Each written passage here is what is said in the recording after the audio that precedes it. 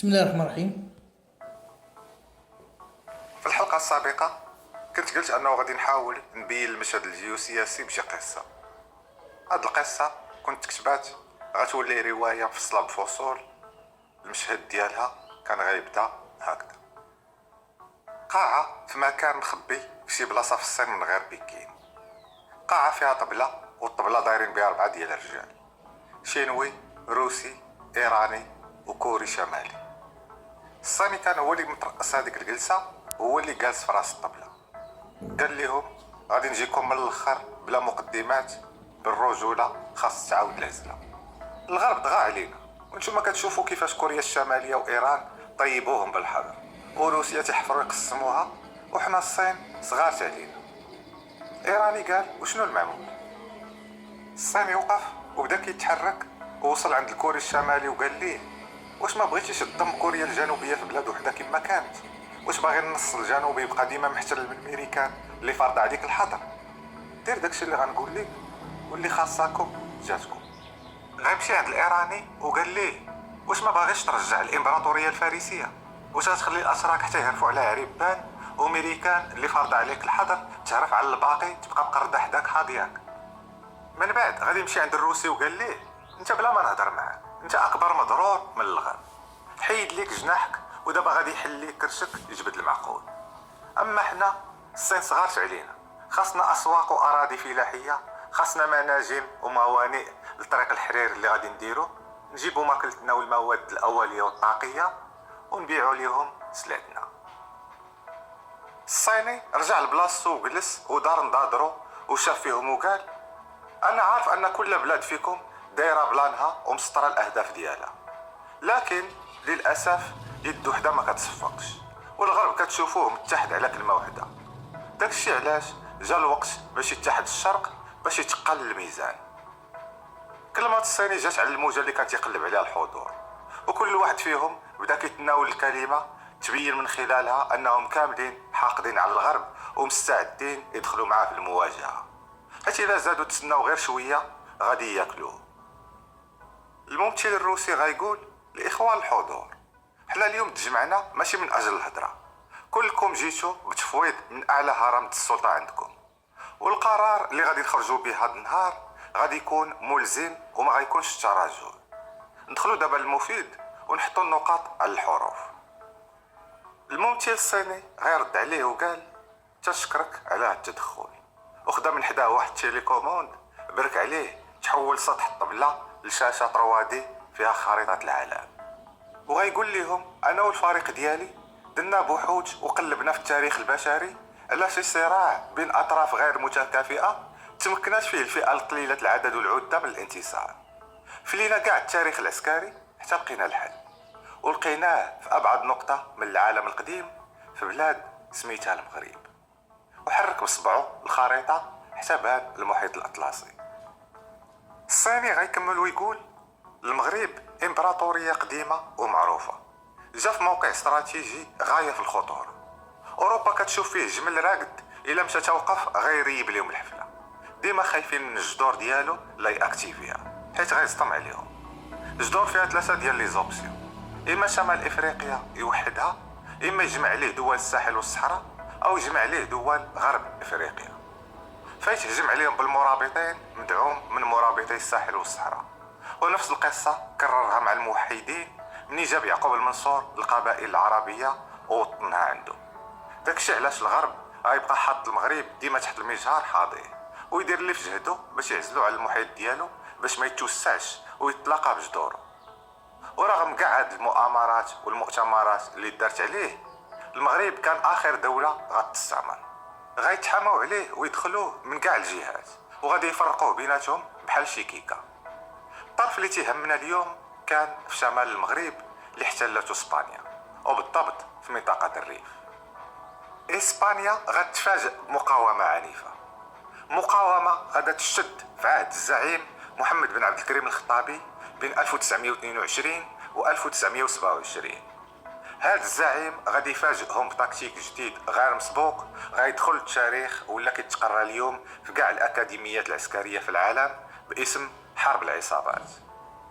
عبد الكريم وصحابه غادي يقوموا بإذلال الجيش النظامي الإسباني، وغادي يكبدوه خسائر هائلة في الأرواح والعتاد، وغادي يشوههم مزيان في أوروبا.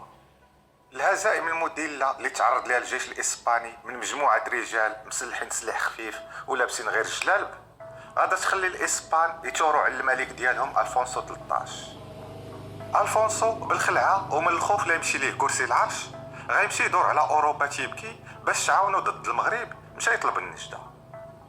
أوروبا كانت مازال مقسمة، كانت مازال كتلملم جراحها من الحرب العالمية الأولى اللي خلفت تقريبا 1.5 مليون قتيل، وكان أكبر رقم في هذاك التاريخ، وأغلبيتهم تقتلوا بالسلاح الجديد الفتاك، القنابل الكيماوية.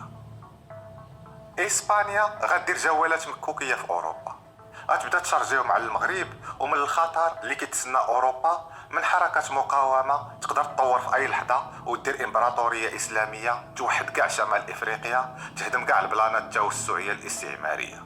خصوصا أن كل شيء بدا تيهتف بعبد الكريم الخطابي من الجزائر لليبيا بعد الانتصارات المتتالية في أظهار أوبران وفي أنوال وفي معارك جبل عروي وفي سلوان والناظور وتيزي عزة وغيره.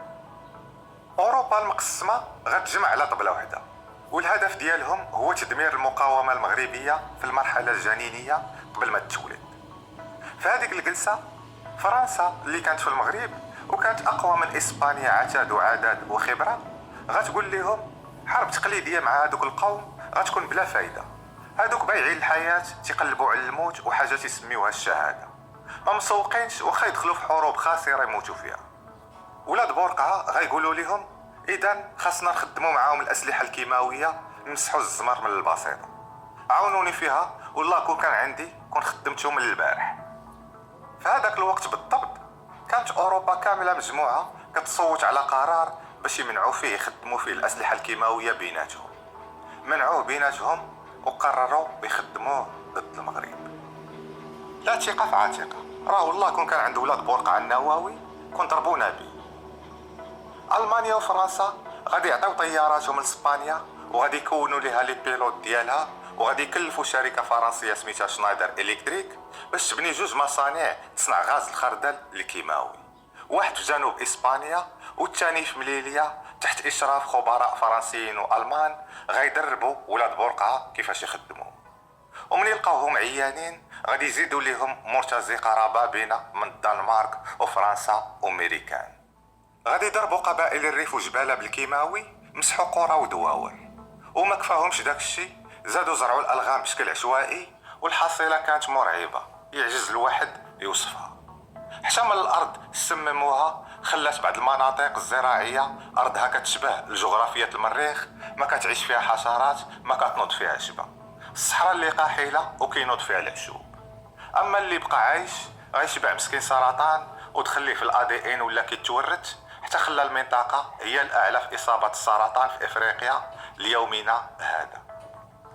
ممثل كوريا الشمالية غيسول الصيني وشنو طرا لعبد الكريم الخطابي، غيرد عليه وقال عبد الكريم قدام هذيك الفاجعة المرعبة اللي بنادم كان منشور فيها مع الحيوان ميت في الزنقة غيخاف على اللي بقى وغيستسلم، ورغم كل شيء غادي يتنسى، هو بوحدو اللي غيبقى في التاريخ يتذكر ويذكرنا أن الغرب غدار ما فيه ثقة.